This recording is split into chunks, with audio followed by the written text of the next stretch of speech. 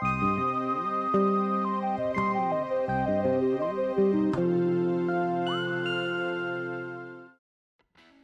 everyone, Serious Joe here.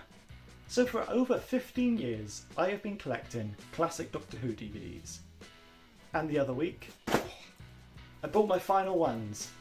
So let's take a look at them and let's finally complete this collection. Okay, so first up we have Galaxy 4.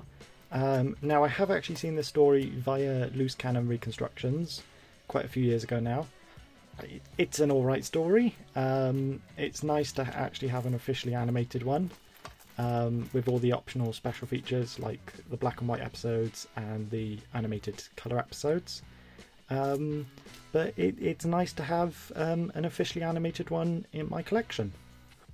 So up next we have the Patrick Troughton stories. A bit of a double whammy with this one via the Abominable Snowmen and the Web of Fear. I have seen both of these stories once again via loose cannon reconstructions, but it's nice that they are officially animated now, and yeah, it's just nice to finally have these two in the collection. I know for the Web of Fear one I have the 2013 version, I think the standard release, but that didn't come with any of the extra features or missing behind the scenes documentaries. Even though the animation on this one is quite controversial, it's nice to have an updated version of this, really. So there we are, that is the last of my Patrick Troughtons. So up next we have The Mutants for the Jon Pertwee era, which is a story that I have seen over my friend's house.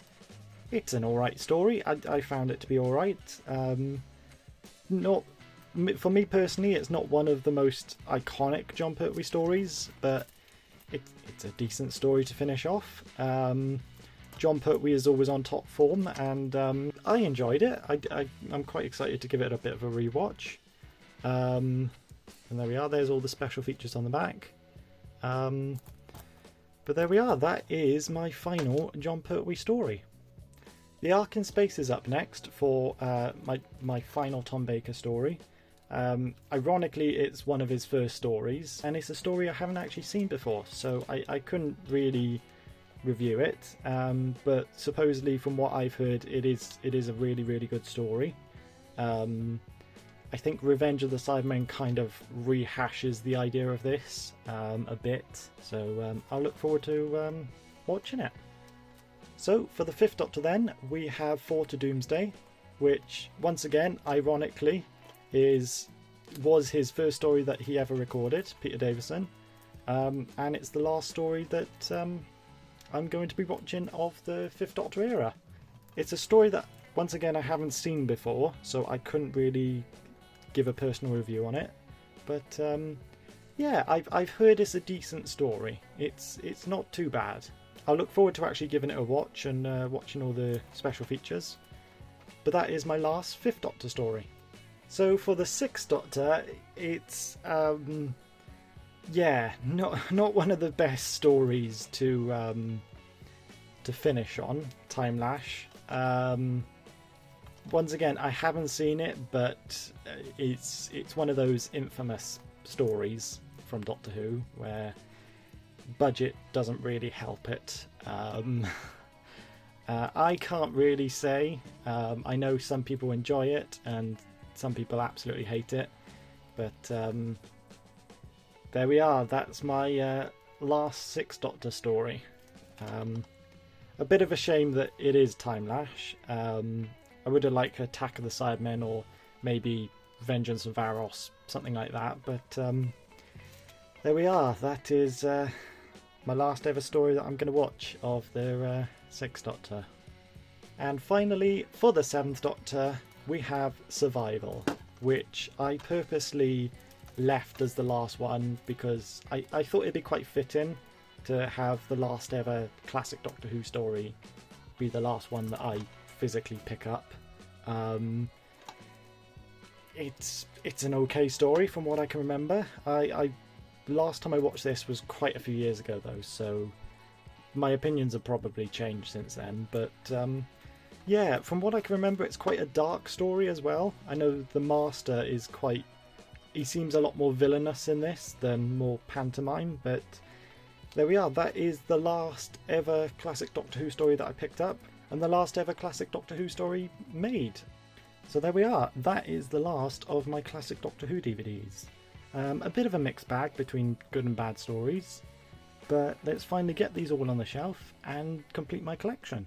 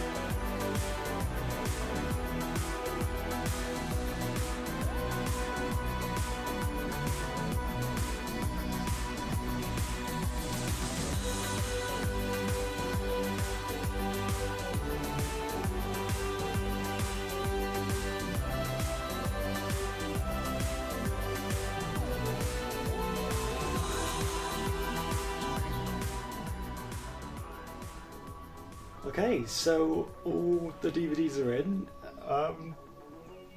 It feels weird. Wow, yeah. It just feels so weird to have a complete classic DVD collection. Oh, it's so strange, because I've been collecting for about 15 years now, or over 15 years, and it's just strange to see that I've got them all. I can't stop looking at it. I'm sorry, but it's just weird to have a whole DVD collection. My hunt is over. My hunt is literally over. Oh my god. I don't know what to do now. So yes, this video has been a bit of a strange one, but I thought I'd document it and show how much of a nerd I am. If you like this video, please leave a like, and if you really liked it, make sure to subscribe. And I will see you all in the next video. Now, which one do I watch first?